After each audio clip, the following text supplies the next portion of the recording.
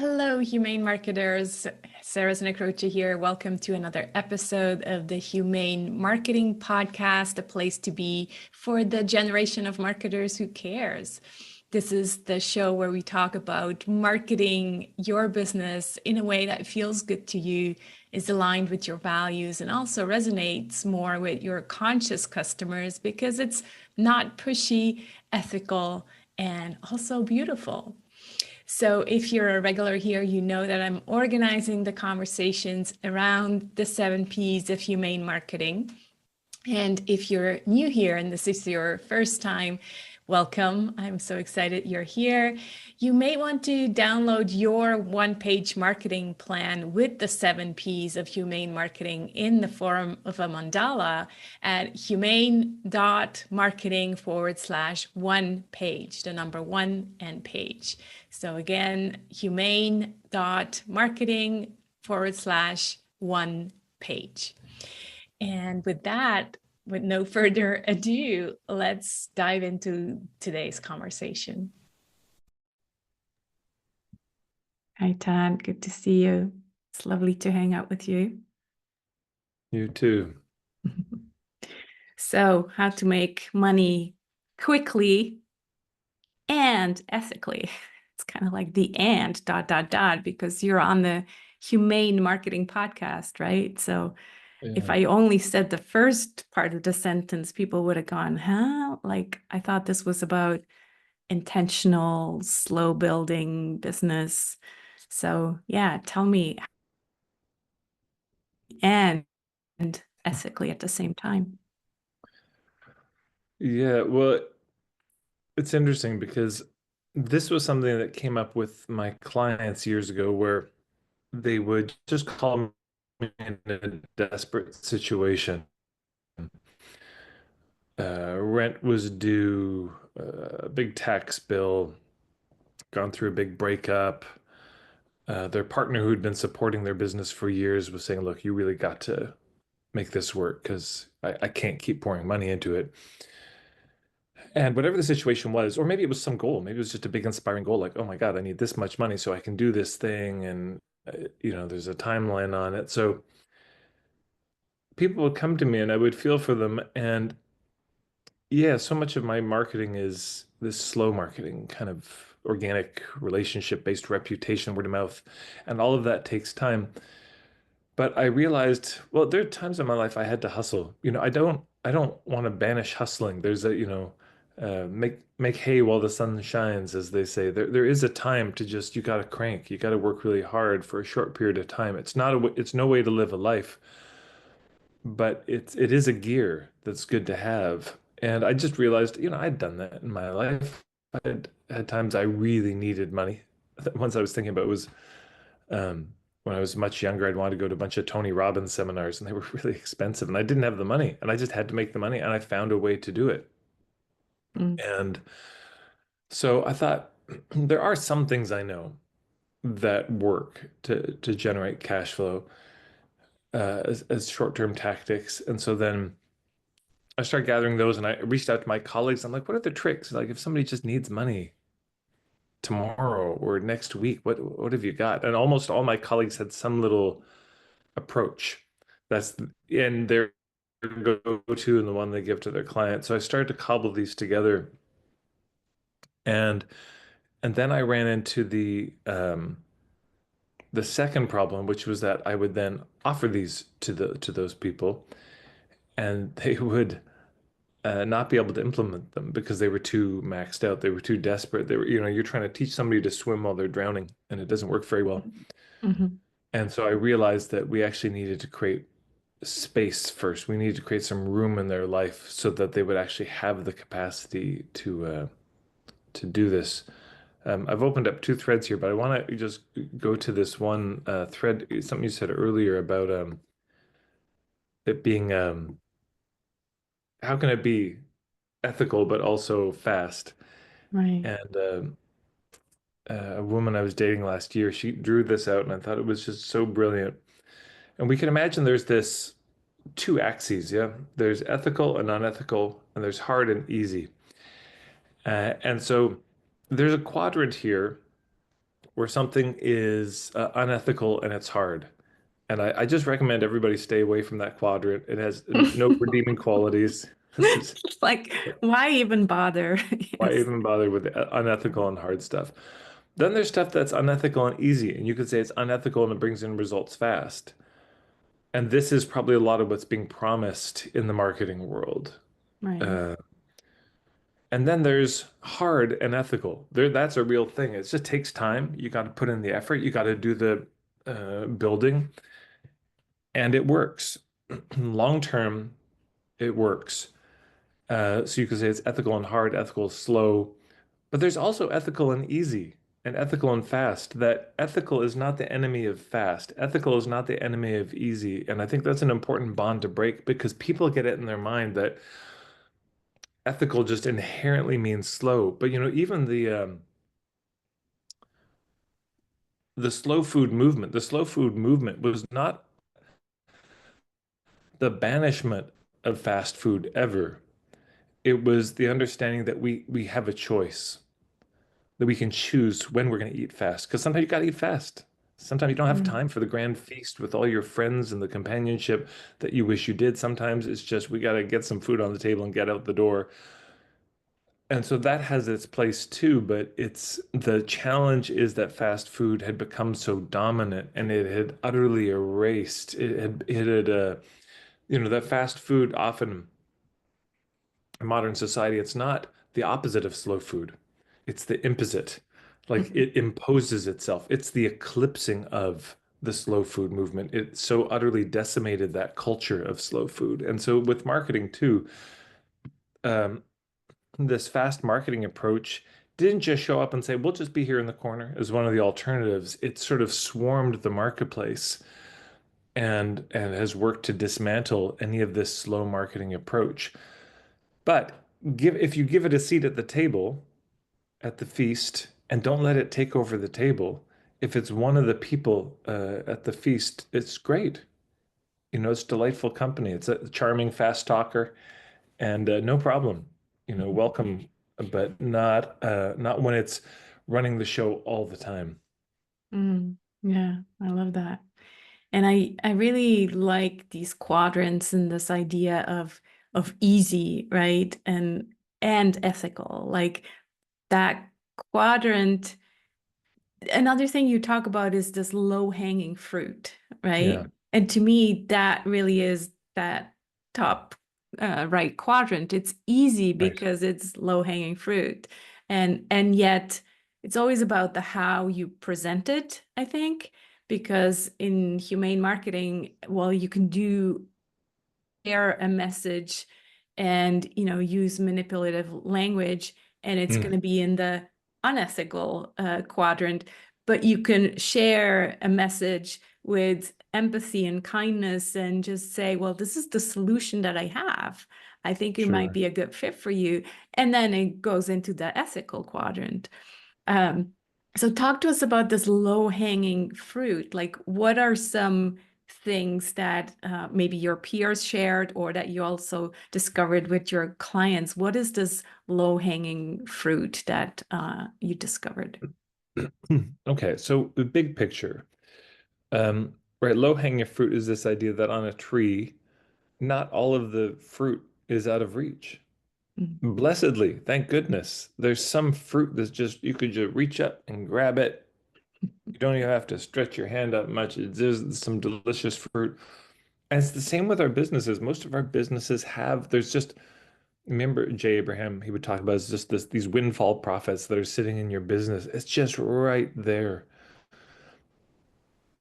And most people don't ever think about it. So one, example of this is you email your list with a 50, 48 hours, 72 hours, 50% off sale. And it will bring in a bunch of stuff. It'll bring in a bunch of money. There'll be a bunch of sales that come in. And that's available. You don't want to do it all the time because, boy, if you do that every week, suddenly people are like, oh, the courses are actually half of what they say. Or you can just wait because next month another sale's coming. So Mm. again, it's not something we want to do all the time. But if you haven't done it for a while, you can do that. Or even just emailing your list with one of your best products or a product you haven't mentioned for a while. Because I think we assume that our clients are just really familiar with our stuff and they have poured over our website and they know all of our products. But the reality is, since they joined your email list or discovered you, you may never have mentioned this product or service or offering in your emails at all. So they may actually have no idea it's there. Right. Yeah. And so you could just tell them. You could just say, "Hey, everyone, some of you may have joined recently and not known that I have this offering, and here it is." I think again, it all comes down to how we present it. Because if we put up a sale and say last minute and Right. get it before it's gone and all this false urgency, then obviously it comes over as manipulative and not doesn't feel probably aligned with our values. But if we present it in a good way, and like you just said, oh, I, realize I haven't talked to you about this thing that I have, and, people really like it, then it's a completely different approach to what we're selling. Yeah, and I mean, I think this also gets to a larger conversation of niching and filtering, um, being really clear who something is for and who it's not for, Mm, and making sure that's clear in the marketing. So it's like, hey, I've got this product, I haven't mentioned it in a while, and I wanted to share it. And when they go to the sales page about it, it's really clear this product could be for you if this, but it's not for you if this. mm. So you're You're not, very it's good at a, that. Yeah. Like yeah, most of your sales pages have that. Yes. it's because then people are being respected and they can feel like, oh, this person isn't just out for the money. They're really trying to make sure that I don't buy this if it's not a fit. Hmm. And if you're going to do one of these offers, it's often good to say why. So, once a year, I'll do 50% off on my birthday. It's just, hey, it's my birthday. This is my thanks for sticking around. Here's the 72-hour sale. Or you could be very honest and you could say, look, I've got a financial goal I'm trying to reach. I'm not quite there. And so I figured my problem is your opportunity. Here's a sale. Here's the terms of it. Here's how long it lasts. Mm, And that's fine. There's nothing unethical about that. I think where it gets unethical is one, yeah, creating a scarcity where there just is none for no reason. Like there's only 50 of these ebooks available. And it's just, what? And now you could there's only 50 ebooks available because you could say, look, this is my first draft of this ebook and I want some feedback. So I'm selling it, advance to 50 people. And the deal is, the catch is, I would like your honest feedback on it. What do you think? So I can improve it. That's a real reason to limit it. But when it's a contrived, trumped up urgency plus it's, yes, this language of hype. There's a lot of exclamation marks, there's a lot of all caps, a lot of underlined, and there's an implication that if you don't buy this, you will die a wretched failure. mhm. When there's that kind of shaming in it, then yeah, of course, this is no bueno. This doesn't work. Or worse, it does work, and people buy who shouldn't have bought. And then you get drama later when they ask for a refund and they get disappointment, Right. that they got burned again. And I think people are so tired of being burned, but just because it's a fast result doesn't mean it's unethical, doesn't mean anyone's going to get burned. As long as we've done the niching work, the thinking it through, uh, to make sure that only the right people would buy, then everything's golden in my mind. Yeah, and I really like that you're highlighting that point because again, if you have that on the sales page already, this is for you if, this is not for you if, and then maybe also bring it into the email and then that whole transparency, why is she hosting a sale? Does she need, to pay rent and doesn't have enough, like just that transparency, it really puts us at the same level, where otherwise when it comes from this guru marketer, it always feels like, well, they're manipulating me and so they're just talking down to me, where if I go in with transparency, then it feels like, oh, this is just two humans talking. And, yes, did develop this thing that I think is really useful to you. Then it's a complete different energy that comes in. So yeah, that makes a lot of sense. Now, as you were talking in the intro, you talked about space, and Mm, and I was also thinking, okay, so this these quick sales probably really work well with digital products, right? mm. Courses, things like that. But not everybody has that. So coaches who just work one-on-one with clients, yes, they can put out a sale, but that requires that they have that kind of spaciousness. Hence, going back to the starting point and saying, yeah, you need to create that space first. So how do you do that, or what do you see coming up as challenges for people? Well, most of us are doing too much is one thing. Mm. And most of it, but I think we got to start with the physical space. I think, Marie Kondo has a lot of wisdom that if you're if you're in a panic about money, I mean, whether it's inspiration or desperation, but you need money fast. This is so counterintuitive, but the very first thing that I think people need to do is tidy their home. Mm. It take a day and just go nuts. Take out the garbages, get some of those clothes you're not wearing anymore to the thrift store or consignment shop. Clean out your fridge, clean off all your desks, clean your room, all those things. Because at the end of it, you the environment always wins, is what I found. If the environment is cluttered, your mind will be cluttered, and it makes it almost impossible to deal with any crisis that you're in. So the very first thing, we tidy our physical space, and this gives us this energy, this that we're all familiar with. When you clean your space and you get up at like 3 a.m. just to look at the living room again because it looks so good, and it's hard to sleep actually after you do that because of all the energy you get back, and that clutter is energy, Mm. and it's our energy being stored, externalized, and when we get rid of it, we get the energy back. And there's a pride because I think also sometimes when people are in a desperate situation, there's a lot of shame that comes. Like, I shouldn't be here. How come I'm here again? So when we do this, we feel proud. We get this energy. We feel good about ourselves, and it kind of clears the decks for us to then take action. And then the second thing is there's a real need to look at other ways we're being crowded. So some of that is in our calendar.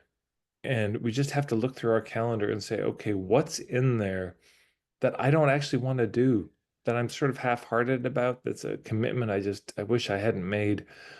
And then ethically, as much as possible, we just get ourselves out of those commitments. And for a while, 30 days, 90 days, you just have to clear the decks. You just have to remove anything that um, isn't really a priority. And sometimes making money is a priority. Sometimes it's just, okay, some hospital bills came in, some unexpected expense. My laptop died. I had to get a new laptop, whatever it is. And money just has to be a priority for a while. I mean, this is the big secret. If you want to make more money, the number one bottom line secret is you have to make it a priority. And I think when, as ethical, humane, um, conscious leaning folks, it almost feels like a terrible thought. How could you prioritize money? But, money is a stand-in for the material things often we buy. So it's like there's times where, oh, we need food. You go into the food stores, your pantry, and I don't know, an animal got in and a lot of it's spoiled. Well, you need food because you got to feed your family. And there's nothing unethical about that. It's very ethical to Right. make sure your family is well provisioned. Um, there's some kid with a slingshot breaks your window and it's the middle of winter.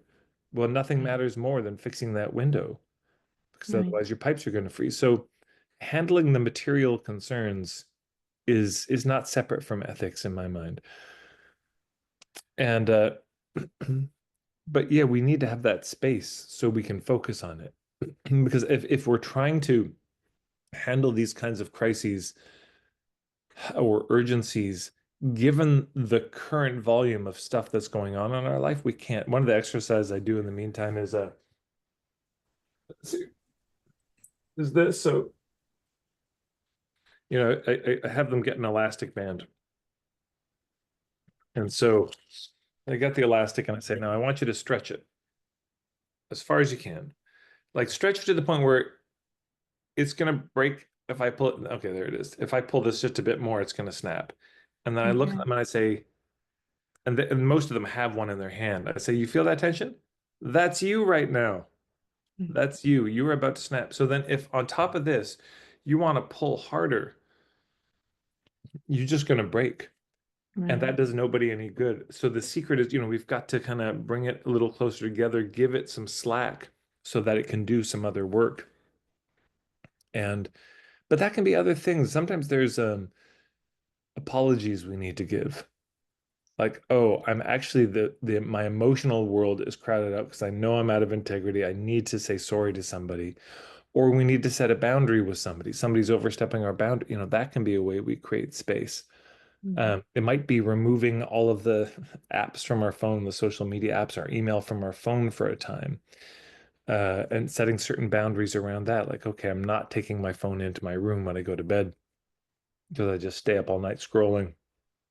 That can create more space. I mean, if you took your social media off your phone or went on a social media fast, let's say for 90 days, you just put up, say, hey, everybody, I'm not responding to any social media messages for the next 90 days while I focus on handling business.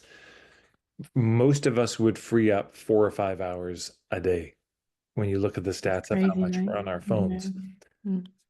So if you can free up the time and space and have that physical space, it's an automatic game changer. And then if you can have some tactics that work to generate cash flow, that are sort of proven commodities, then yeah, you can start to bring in some money very, very quickly. I see these two energies.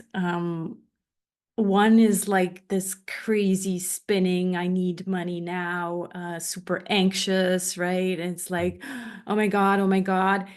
And unfortunately, I think the marketing messages that we might receive where we go, God, that felt really manipulative and almost shaming, that comes from that kind of energy. It's like, I need more now. And, yes, I probably have a full calendar already.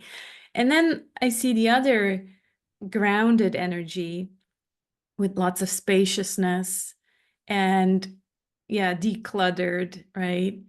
And yet the understanding we do need money in this world right now.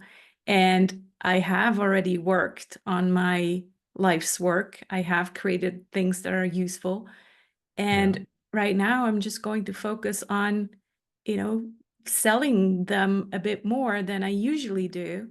Uh, because yeah, I have this need right now. And like you said, there's nothing unethical And we can in be that so at all. honest about, And I think what, yeah, I was going to say go ahead. we can be Yeah. so honest about, look, it's a really tight time. Here's what's going on in our family. We need some Right. money. And so here's a sale. The thing I would caution against though is I think there's a three strikes and you're out rule. I've seen this with a number of local businesses, and maybe you and people listening can identify with this, where there's a business in town. They're a cool, ethical restaurant, grocery store, shop. Everybody loves them. Everybody loves the owner. Everybody knows they're just doing the right thing. But their business sense maybe isn't the best. Mm. And so then at a certain point, they put out the call and they say, we need the community to come together and support us. Please come and shop. We're not going to be able to pay rent. And the community rallies. And it's one of the most beautiful things. And you see everybody showing up, and it's a real festive atmosphere, and everybody's so happy to support this business. Then that's strike one. Strike two, 6 months later, they're in the same place. And Mm. it is half or a quarter of the response. The third time, 6 months later, a year later, this happens, it's crickets. Right. So this is not stuff you want to do often. And, while you're creating that space and hustling, it's really critical to also be looking at how did I end up here? What foundations were missing that delivered me to this state? Now, sometimes it's just life circumstance, and it's not something you need to be scared will repeat, but it could also be an indication you haven't set up your life with enough bandwidth to deal with the inevitabilities of life. Right. You've got nothing in savings, you've got no extra time in your life. And I've seen this with people where, and again, I think most people can probably identify somebody specifically, and it might even be, yourselves listening to this. There are people in communities who sort of carry the community. They're the ones who host all the events, they're the ones who are leading the fundraisers, and they seem to take everything on their shoulders. And often this is done though from a collapsed place, from a like my needs don't matter, but the world's needs do. And they give and they give and they give, and they eventually snap. And they snap at people, and they can end up, very lonely because there's so much resentment and bitterness in them that nobody else is helping, but they actually haven't slowed down enough to allow people to help them. So it's so important that we're also working on the foundations. I know you have your model and I've got mine around what we think those foundations are. But if those things aren't in place, boy, there's no these fast cash tactics are not the fix No. Yeah. at all. They're a stopgap. They're triage medicine, but we need to get the foundations in place. I think what they do, I think it's very smart of you. I think they create awareness, It's like, oh, you got my attention, right? It's a topic where it's like, oh, you got my attention. And then you come in with the spaciousness and people are like, what? Mhm. Ah, okay. So this is, yeah, we're working on the short-term strategies while also creating the foundation for the long-term strategies, which is, yeah, it's brilliant. Which is worth people thinking about in their own businesses is because I know all of us we want to help people like really solve the thing. And so often in our marketing, we're speaking to these much deeper things than people are even thinking about. One example of this that I love is a guy from the Netherlands, Hovert van Ginkel, who's a nonviolent communication consultant. And he got brought into a school, and the dynamic was the teachers had a very aggressive, sort of violent, not pleasant communication style. But this is the challenge. He can't go in with a nonviolent communication class to people who've never heard of nonviolent communication who don't think they're violent communicators. So instead, they did the most, I thought it was one of the most brilliant moves. They said it's a workshop on how to deal with difficult parents. Mhm. Now, in that workshop, of course, it was also revealed to them that perhaps they had their own difficulties, they had their own struggles, but they led with something that was an actual urgent thing from the side of the client. So it's worth thinking about, is there something with your clients that maybe you've said, no, that means they're not a fit. I'm going to turn them away because that's too urgent or it's too surface or that's not what I want to work with. That, another example of this was another nonviolent communication woman. She's a client now, and she's come up with a workshop on screen time agreements that Mhm. stick, I think it's called. And so for parents, I mean, do they want to go deep, deep, deep into the depths of nonviolent communication and all this? Yeah, some, but most don't. But a lot of parents are interested in screen time agreements. And then if she can say, look, this is actually one of the biggest sources of conflict. And speaking of conflict, here's some other thoughts on conflict. Or Bradley Morris, my colleague, he did a he had a workshop where he got off 8 years ago, he got off social media entirely. He was sitting up on a hill on Salt Spring Island looking at the sunset, and his initial immediate thought was, this would make a great social media post. And he just Mm. realized, oh my God, the machine Yes. has hacked my brain. I'm Yeah. looking at the world through its eyes now of the Mm. algorithm. So he went home and said, Celeste, his wife said, I'm getting off social media. He got off. And so he created a webinar about this called How to Market Without Social Media. And he put that out. I hosted him, and we had like 1,000 people sign up, but we had to get our friend's Zoom account because ours couldn't handle that many people. And I said, Bradley, you got to do this over and over again. But again, this was a what he wants to talk about is this partnership marketing, this long-term relationship building thing. But the thing that people are feeling more Yeah, it's a urgently, classical sell them what they want and then give them what they need, right? yeah, That's the thing. And then it's yeah, we keep doing like even myself, like keep doing it wrong because we're like, oh, this is this genius concept and people are like, they don't want a concept. They just want to solve their immediate problem. yeah. So yeah, And once we have their attention with the immediate problem, we can then open the door and say, here's what that's really about. Here's right. what's really going on. So Yeah. yeah, if you're struggling in your business and it's a recurring thing and marketing is just feeling terrible for you and business feels awful, Mm, and you're not making money, you're not getting enough clients, you might just think it's about this, but it's actually got these 5 or 6 other pieces that you're not even thinking about. And if we can get in front of them and make that case, that's great, you know. right. But it's to me, it connects because it's those kinds of offers more likely to get a quick response from people. You know, they're more likely to generate cash flow quickly rather than come and learn my deep philosophy on life Right. and business or whatever it is. Yeah. And Yeah. and So I was going to say the key is you got to if you sell them what they want, you actually have to deliver on that because otherwise it's a bait and switch. This is the unethical move is come to my workshop and learn fast cash tactics. And when they arrive, it's like, how could you be thinking about fast cash, you unethical yeah. pieces? I So mean, let's talk here's about the this 5 workshop because pillars that you was going need to be my and next question, right? It's uh, like, well, so because we are hosting a workshop together where you're going to be speaking about how to make money quickly and ethically. And yes, you'll address the space and spaciousness, yeah. but then, yeah, tell us what else you'll cover in that workshop.